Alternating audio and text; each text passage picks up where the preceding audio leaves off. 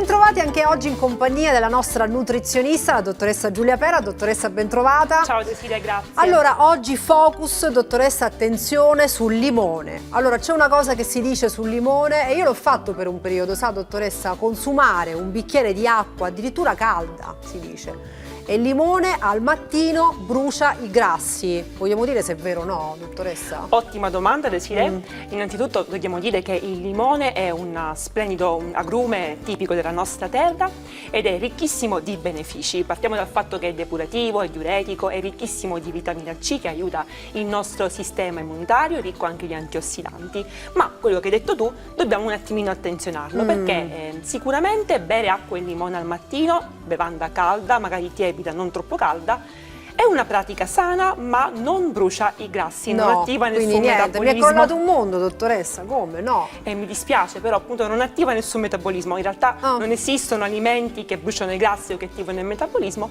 ma come dicevo è sicuramente una pratica sana, da attenzionare soltanto però a coloro che magari soffrono di problematiche digestive oppure soffrono di gastrite o ulcera, magari non è una pratica proprio così sana in quei casi. Perché la mattina può dare qualche problemino, Può dare qualche problemino, quindi in quei casi attenzione.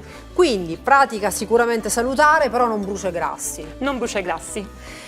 E dottoressa, attenzione a questa domanda, il mio amato, il mio amatissimo Zest, che proprietà ha lo Zest per esempio? Mi dica. Vabbè, innanzitutto possiamo utilizzarlo perché è molto versatile, però appunto all'interno abbiamo numerose proprietà, soprattutto abbiamo numerosi minerali, sali minerali, numerose vitamine e anch'esso è ricco di vitamina C. E quindi anche lo Zest è indispensabile per la nostra salute, vedi, lo sapevo.